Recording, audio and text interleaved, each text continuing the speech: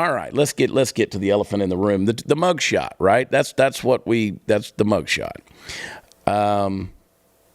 Trump Trump turns himself in on Thursday. He is there in Fulton County. I mean, the motorcade takes him, and then he tweets. This is his first tweet, right, back, and the tweet was huge. I mean, the thing got what was it, like however many million in like under 24 hours, and that tweet, when I saw it, I was like, there it is. CJ and I were at dinner, and it popped up on my notifications on my phone. And so that's his first tweet in more than 2 years. And got 211 million views in less than 24 hours.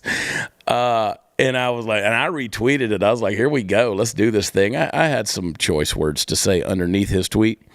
And I don't know if you guys saw the clip of the people in the bar when they had it on the big screen, like in a sports bar, and how the place just went insane when the tweet popped up because they had it on the big screen.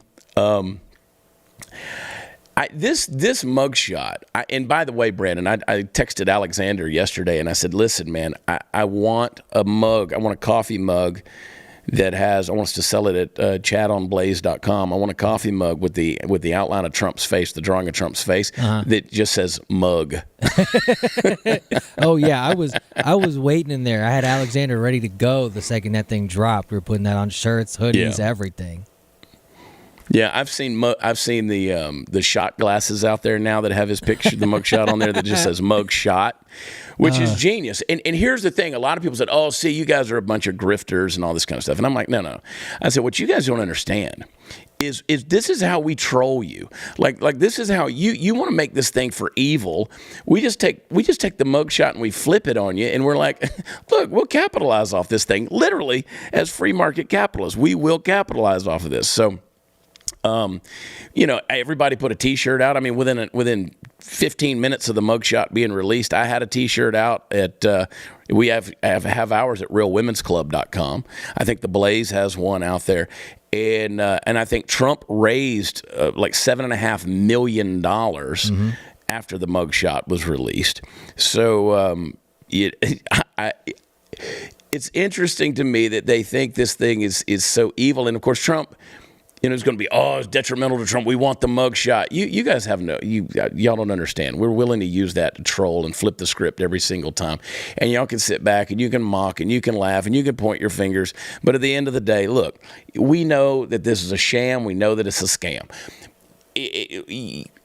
Trump tried to overturn the election. Do you know how many people in 2016, following that election, how many people tried to do that? Maxine Waters, I mean, there's a list. Maxine Waters not only said the election needed to be overturned, but she also said you need to harass Trump supporters when they're in public places. I mean, at what point in time is somebody like that? She's a public official.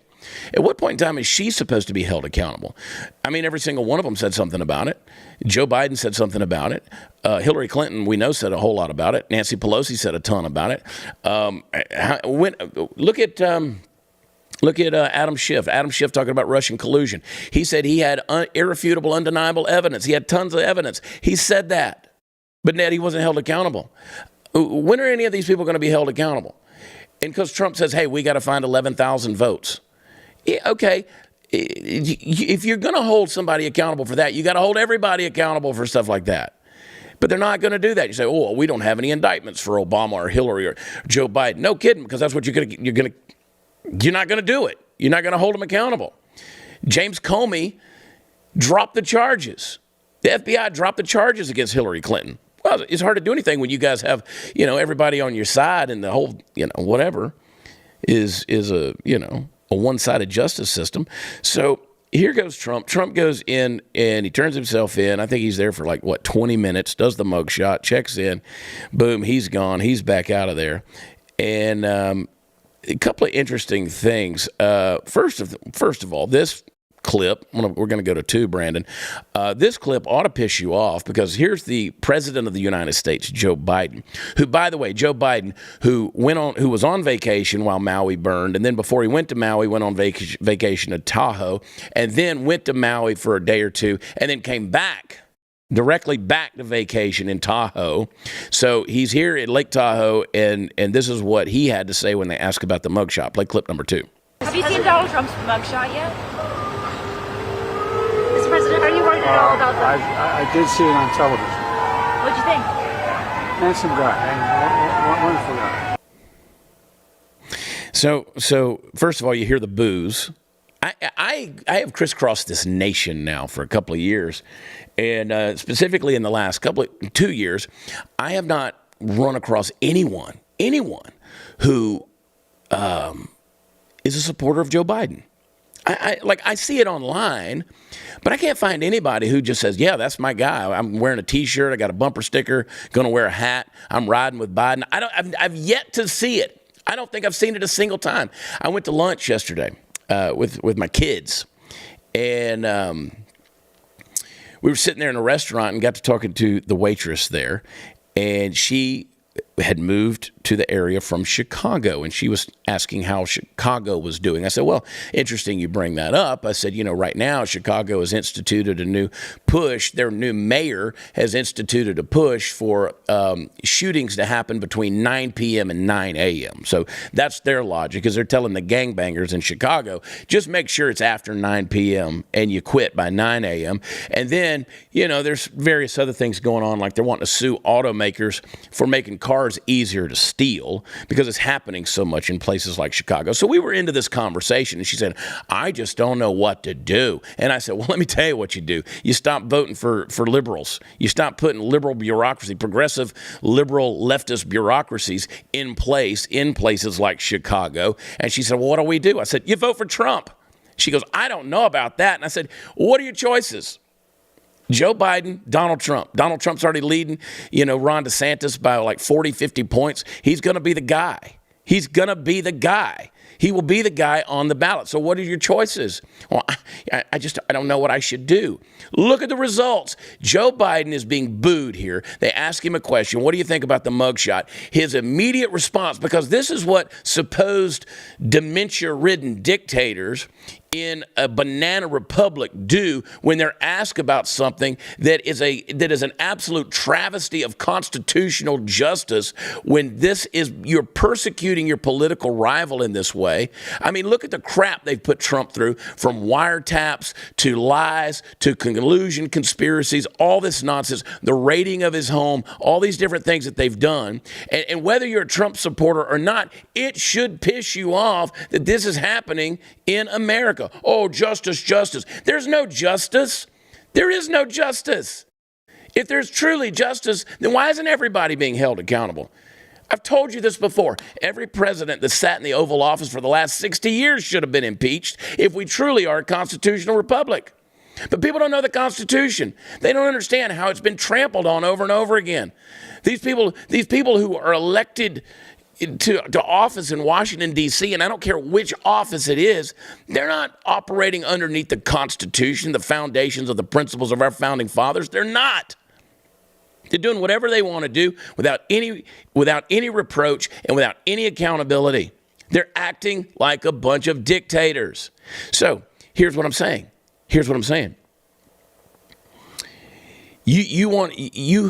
are going to laugh at a reporter who asks you about a mugshot of not only a former president of the United States, but who is your political rival in this election period. And you're going to laugh and you're going to say, handsome guy, wonderful guy. Now, I've seen some people online who say, see, he took the high road because Joe Biden has class and dignity. Joe Biden doesn't have a brain. Joe Biden doesn't have a firing synapse. Joe Biden doesn't have a collective thought. Joe Biden doesn't have a memory. Joe Biden doesn't remember what he had for breakfast that morning. Joe Biden doesn't remember going to Hawaii a couple of days before.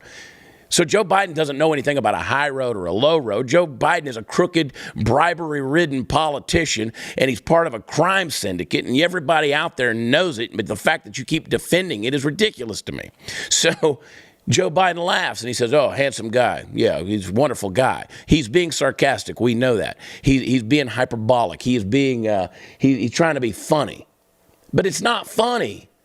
A deal like this is not funny. Because again, if they can go after Donald Trump, if they can go after people who have been a part of the Trump inner circle, then they're going to go after you. They're going to go after you. I don't know if you know this or not. They're going to go after you. You know, I brought this up last week. I hate bringing this up. Tucker Carlson asked him the question. They said, do you think they're going to kill you? Do you think they're going to kill you? I think that's the next step. I think that's the next step because they don't care anymore. They don't care about justice. They want this man completely out of the picture, and he can't go away. He's wealthy enough. He has enough support out there. He just will not go away. No matter what they do to him, he won't go away. He's not going to quit. He's a tick that is just not going to let go. And he is sucking the blood out of that system. And they hate it. They despise it. They do not want to be exposed. And to them, Donald Trump's existence is exposure. They're always one step away from something being exposed, and they don't like it. Now, and they parade their assault and their persecution under the name of patriotism and say, oh, it's a threat to democracy. Most of them can't define democracy. Most of them can't define constitutional republic. Most of them they don't know what any of the words they're tossing around are. But it sounds good, and it sounds like something you need to be doing to protect our country. Got to get Donald Trump. But here's the thing. If they go after Donald Trump and they're willing to even use violence, I mean, they did it. They've done it with a lot of other people throughout American history.